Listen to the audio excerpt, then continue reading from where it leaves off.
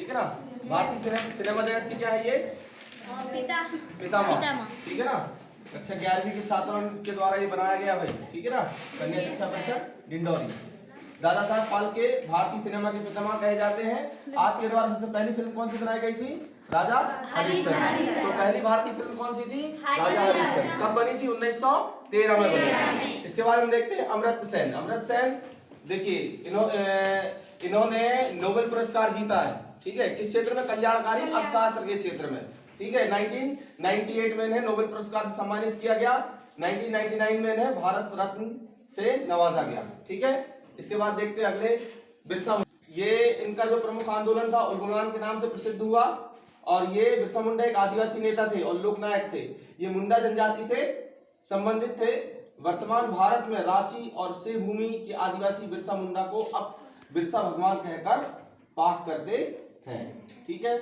और इनका जो जन्मदिन है 15 नवंबर, भारत सरकार के द्वारा 15 नवंबर को किस रूप में मनाया जाता है? आदिवासी गौरव दिवस।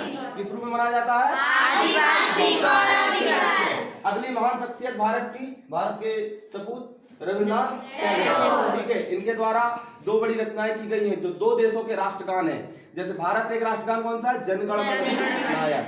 और इसी तरह से बांग्लादेश जो बना 1971 में बना, ठीक है, उसका राष्ट्रगान अमार सोनार बांग्ला, वो भी रविन्द्रनाथ टैगोर के द्वारा लिखा गया है। एशिया के पहले नोबेल प्राइज विनर हैं, ठीक। रविन्द्रनाथ टैगोर कौन है? एशिया के पहले नोबेल प्राइज, ठीक है। साहित्य के क्षेत्र में नोबेल प्राइज मिला था और इनकी प्रमुख किताब गीतांजलि के लिए मिला था। और भी कई किताबें हैं, एक मानसी है, फिर गीतमाल्या और बालकला, ठीक है। तो ये रविन्द्रनाथ टैगोर के बारे में है। रविन्द्रनाथ टैगोर ने जो है संकीर्ण राष्ट्रवाद की कठोर आलोचना की है और इसके साथ साथ उन्होंने अंतर्राष्ट्रीय मानववाद पर अपने विचार प्रस्तुत किए हैं, ठीक है। महात्मा गांधी ने इन्हें गुरुदेव की उपाधि दी थी। किसकी उपाधि दी थी? गुरुदेव की उपाधि। चलिए अगली शख्सियत किस रूप में जाने जाते हैं? लौह पुरुष के रूप में जाने जाते हैं। किस रूप में जाने जाते हैं? लौह पुरुष के रूप में। इन्हें भारत का बिस्मार्क कहा जाता है, ठीक है ना। जो भारत की देशी रियासतें थी, भारत जब स्वतंत्र हुआ तो बहुत सारी ऐसी छोटी छोटी रियासतें थी जहां पर राजे रजवाड़ों का शासन था जो अपने आप को स्वतंत्र रखना चाहते थे। उन राजे रजवाड़ों को जो है भारतीय संघ में शामिल करने का बहुत महत्वपूर्ण काम किसने किया? सरदार वल्लभ भाई पटेल को भारत के कौन थे? प्रथम गृह मंत्री थे, ठीक है। और बारदोली सत्याग्रह में इन्होंने महत्वपूर्ण भूमिका निभाई थी, इसीलिए इन्हें सरदार की उपाधि दी गई थी। बारदोली की महिलाओं के द्वारा इन्हें किसकी उपाधि दी गई थी? सरदार की, ठीक है। किस सत्याग्रह से? बारदोली सत्याग्रह से। चलिए आगे बढ़ते हैं हम। वीर शिवाजी, छत्रपति शिवाजी, ये मुगलों के विरुद्ध इन्होंने मराठा उत्कर्ष को चरम पे पहुंचाने का काम किया था, ठीक है। बचपन में इनकी माता जीजाबाई से बहुत प्रेरित थे क्योंकि जीजाबाई इनको जो है बतलाती थी बचपन में कि आप उन वीर सपूतों की संतान है जिन्होंने अपने खून से इस देश को सींचा है, ठीक है। वीर शिवाजी मराठा उत्कर्ष के नाम से जाने जाते हैं और आपके नाम पर महाराष्ट्र के मुंबई में जो है छत्रपति शिवाजी जो है क्या है? अंतरराष्ट्रीय हवाई अड्डा है, ठीक है। छत्रपति शिवाजी ने समर विद्या में अनेक नवाचार किए। छापामार युद्ध, हाँ ये बहुत महत्वपूर्ण है। देखिए शिवाजी ने छापामार युद्ध को जो है बहुत महत्वपूर्ण तरीके से इन्होंने मतलब उसका प्रयोग किया था। एक गोलकुंडा मतलब ये दक्षिण भारत में अफजल खान था जो बहुत लंबा चौड़ा था, जिसको जो शिवाजी को मारना चाहता था उसका वध जो है शिवाजी ने चतुराई से कर दिया था। देखिए हर जगह ताकत काम नहीं आती, दिमाग काम आता है। शिवाजी से दोगुनी ऊंचाई का व्यक्ति शिवाजी को मारना चाहता था लेकिन शिवाजी ने चतुराई से उसको मार दिया, ठीक है। देश के राष्ट्रपिता महात्मा गांधी। अगली शख्सियत कौन है? महात्मा गांधी, ठीक है। मोहनदास करमचंद गांधी, जन्म कब हुआ था? 2 अक्टूबर। पिता का नाम करमचंद गांधी, माता का नाम पुतलीबाई, ठीक है। और देखिए देश की आजादी में इन्होंने असहयोग आंदोलन चलाया, सविनय अवज्ञा आंदोलन चलाया और भारत छोड़ो आंदोलन चलाया, ठीक है। चलिए आगे देखते हैं। देश के प्रथम प्रधानमंत्री पंडित जवाहरलाल नेहरू। जन्म कब हुआ था? 14 नवंबर 1889 को, ठीक है। 14 नवंबर को किस रूप में मनाया जाता है? बाल दिवस के रूप में मनाया जाता है, ठीक है। देश के पहले प्रधानमंत्री रहे। इनकी जो प्रमुख किताब है वो कौन सी है? डिस्कवरी ऑफ इंडिया, ठीक है। इनकी प्रमुख किताब कौन सी है? Discovery of India. चलिए अब आगे देखते हैं जरा। ये महिला दिवस, ठीक है, कौन सा दिवस मनाया जाता है? है, ठीक है। ये भारत की प्रथम राज्यपाल रही है भाई, भारत की और इन्हें भारत कोकिला के नाम से जाना जाता है। किस नाम से जाना जाता है?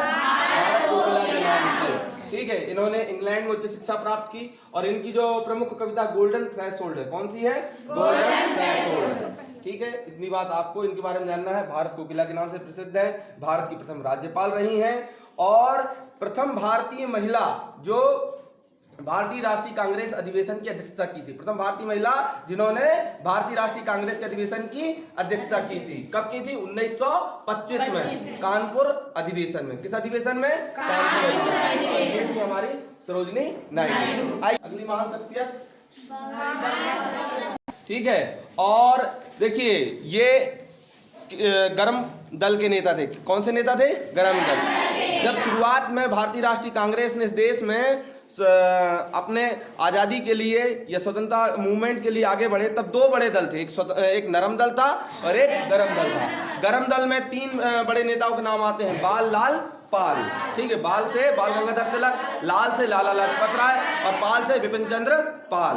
और एक गरम दल के नेता और थे अरविंद घोष, ठीक है। इन्होंने एक प्रसिद्ध नारा इनका है, स्वराज्य मेरा जन्मसिद्ध अधिकार है और मैं इसे लेकर रहूंगा, ठीक है। इन्होंने स्वदेशी मूवमेंट चलाया था, होम रूल लीग। कौन सा आंदोलन चलाया था? होम रूल लीग, ठीक है। महाराष्ट्र और कर्नाटक के क्षेत्र में इनका होम रूल लीग आंदोलन बहुत प्रसिद्ध रहा, ठीक है। इसके साथ साथ बाल गंगाधर तिलक ने महाराष्ट्र में क्या किया था भाई? गणपति उत्सव और शिवाजी उत्सव मनाने की प्रारंभ करवाया, ठीक है ना, ठीक है। तो बाल गंगाधर तिलक ने क्या शुरू करवाया था? महाराष्ट्र में गणपति उत्सव और शिवाजी उत्सव मनाना शुरू करवाया, ठीक है। तो इनकी जो प्रमुख एक किताब है, पत्रिका गीता, ठीक है, 1 मिनट हो जाइएगा। मराठा और केसरी, इनकी दो प्रमुख पत्रिकाएं कौन सी है? मराठा और केसरी, ठीक है। चलिए आगे हम अगली महान शख्सियत मिलते हैं, देश के गुदड़ी के लाल, लाल बहादुर शास्त्री, ठीक है। पहले मतलब पंडित जवाहरलाल नेहरू के बाद अगले प्रधानमंत्री के रूप में इन्होंने कमान संभाली। इनके कार्यकाल में जो है भारत पाकिस्तान युद्ध 1965 में हुआ था। कौन सा युद्ध हुआ था इनके कार्यकाल में? भारत पाकिस्तान युद्ध 1965 में हुआ था, ठीक है। और इन्होंने एक प्रसिद्ध नारा दिया था, जय जवान जय किसान, ठीक है। चलिए ये हो गया जो है लाल बहादुर शास्त्री जी के बारे में। अब अगली शख्सियत वीर अब्दुल हमीद खान। 1965 के युद्ध में जब पाकिस्तान के छक्के छुड़ा दिए वीर अब्दुल हमीद खान ने, इनकी बहादुरी का कौशल इतना इस स्तर पे था कि भारतीय सेना आज इनके नाम पर गौरव करती है, ठीक है। इन्होंने परम वीर चक्र जीता था, ठीक है। 1965 के भारत पाकिस्तान युद्ध में अपना पराक्रम दिखाया। असल उत्तर की लड़ाई में हमीद ने अकेले ही पाकिस्तान के 8 टैंक बर्बाद कर दिए थे, अकेले मिलकर के 8 टैंक बर्बाद कर दिए थे। मतलब पाकिस्तानी सेना के लिए एक काल की तरह साबित हुए थे। चलिए अब आगे अगली शख्सियत से मिलते हैं, इधर आ जाइए। अगली शख्सियत कौन है? राजा राम मोहन राय, ठीक है। राजा राम मोहन राय के बारे में हम देखते हैं, भारतीय पुनर्जागरण के पितामह कहे जाते हैं। क्या कहे जाते हैं? भारतीय पुनर्जागरण के पितामह कहे जाते हैं, ठीक है। और इन्हीं के प्रयासों से 1829 में सती प्रथा पर प्रतिबंध लगाया गया था, ठीक है। सती प्रथा पर प्रतिबंध किसने लगाया था? लॉर्ड विलियम बेंटिक ने लगाया था। किसने लगाया था? Lord William Bentinck. और इन्हीं के प्रयासों से सती प्रथा पर 1829 में प्रतिबंध लगा, ठीक है। इनकी कुछ किताबें हैं, वेदांत गाथा, बंगाली व्याकरण, भारतीय दर्शन का इतिहास, कठोपनिषद, हिंदू धर्म की रक्षा और गौड़ीय व्याकरण, ठीक है। तो ये है राजा राम मोहन राय के बारे में। राजा राम मोहन राय को क्या इन्होंने, इनकी एक महत्वपूर्ण संस्था थी ब्रह्मा समाज।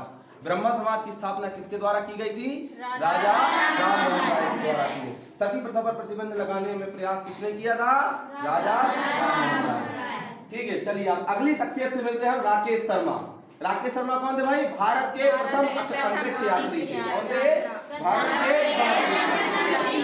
जब ये अंतरिक्ष में मतलब भारत की तरफ से पहले अंतरिक्ष यात्री बनकर के अंतरिक्ष में गए, तब श्रीमती इंदिरा गांधी ने इनसे फोन में जब हॉटलाइन में बात की थी, तब इन्होंने पूछा था श्रीमती देश की पूर्व प्रधानमंत्री श्रीमती इंदिरा गांधी ने कि ऊपर से भारत देखने में कैसा लगता है, अंतरिक्ष से देखने में भारत कैसा लगता है। तो राकेश शर्मा का क्या खूबसूरत जवाब था? सारे जहां से अच्छा हिंदुस्तान। वेरी गुड, देखिए अब लोकप्रिय राष्ट्रपति, ठीक है ना, डॉक्टर एपीजे अब्दुल कलाम, ठीक है, एक बहुत महान साइंटिस्ट जिन्होंने भारत को परमाणु शक्ति संपन्न बनाया। ठीक, क्या बनाया? भारत को परमाणु शक्ति संपन्न बनाने में सहयोग किया। इसके साथ साथ ये मिसाइल मैन ऑफ इंडिया कहे जाते हैं। क्या कहे जाते हैं? मिसाइल मैन ऑफ इंडिया कहे जाते हैं। देखिए भारत में मिसाइल टेक्नोलॉजी को डेवलप करने के लिए एक प्रणाली शुरू की गई थी, IGMDP। कौन सी शुरू की गई थी? IGMDP, integrated guided missile development programme, integrated guided missile development programme IGMDP शुरू किया गया था। एकीकृत मिसाइल विकास प्रणाली शुरू की गई थी और इन्हीं के तत्वाधान में PATNA, पटना कहते हैं शॉर्ट फॉर्म में, P for Prithvi, A for Agni, T for Trishul, N for Nag और A फॉर आकाश मिसाइलें। ये जो 5 मिसाइलें थी, इन मिसाइलों का निर्माण कार्य डॉक्टर एपीजे अब्दुल कलाम के तत्वाधान में किया गया था। कौन कौन सी मिसाइल है? P for Prithvi, A for N for नहीं, T for Trishul, N for Nag, A for Akash. तो ये जो PATNA मतलब Patna, P for Prithvi, A for Agni, T for Trishul, N for Nag और A फॉर आकाश। ये मिसाइलें देने का काम किसने किया? एपीजे अब्दुल कलाम ने किया था।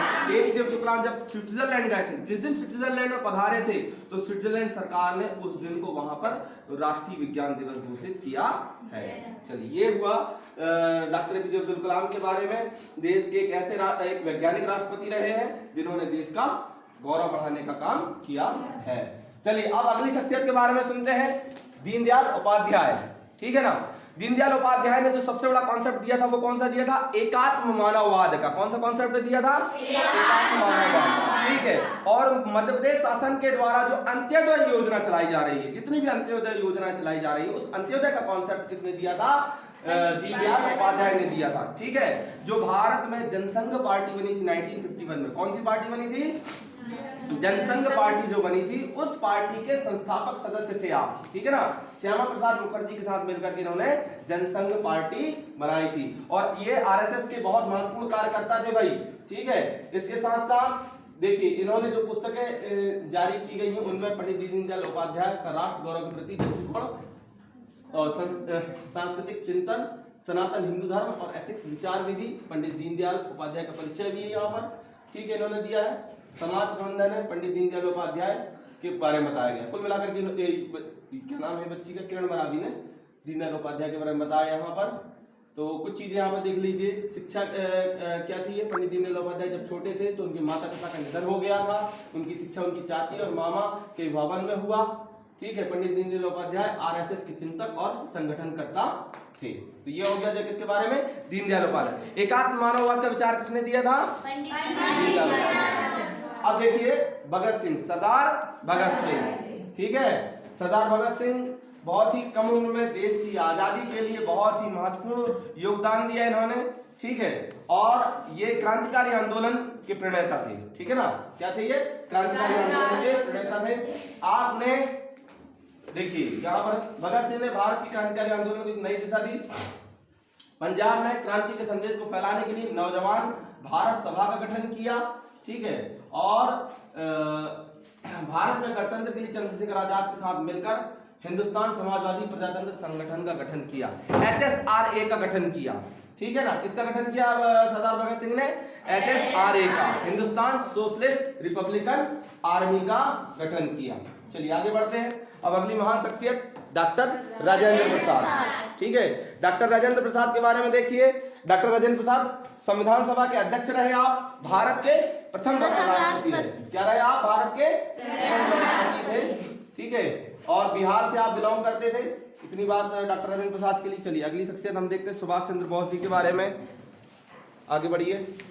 सुभाष चंद्र बोस है ना, सुभाष चंद्र बोस का जन्म कहाँ हुआ था भाई? कटक में हुआ था 23 जनवरी 1897 को। 1920 में इन्होंने ICS की परीक्षा पास की थी, इंडियन सिविल सर्विसेज की परीक्षा पास की थी। ठीक है, और इनका प्रमुख नारा क्या था? तुम मुझे ढूंढो,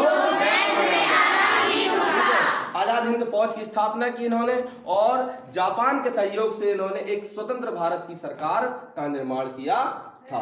ठीक है, अंतरिम सरकार थी आजादी से पहले जो अंतरिम सरकार थी किसके नेतृत्व में बनी थी?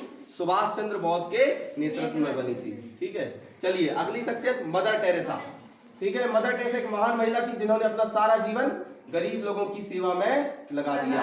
ठीक है, उनका जन्म कहाँ हुआ था? मैसेडोनिया में हुआ था। ठीक है, देखिए मदर टेरेसा जिनको नोबेल प्राइज दिया गया था। क्या दिया गया था? उन्होंने अपना पूरा जीवन किस में लगा दिया? गरीब बीमारों की सेवा में, गरीबों की सेवा में। चलिए आगे बढ़िए। होमी जहांगीर भाभा। ठीक है, होमी जहांगीर भाभा देखिए भारत में परमाणु ऊर्जा के बारे में सबसे पहले जो परमाणु के क्षेत्र में, परमाणु विज्ञान के क्षेत्र में सबसे महत्वपूर्ण योगदान किसी ने दिया है तो वो कौन है? होमी जहांगीर भाभा। ठीक है, परमाणु ऊर्जा के विकास में भाभा के योगदान ने उन्हें अंतर्राष्ट्रीय वैज्ञानिक हलकों में एक महत्वपूर्ण व्यक्ति बना दिया। उन्हें 1955 में परमाणु ऊर्जा में शांतिपूर्ण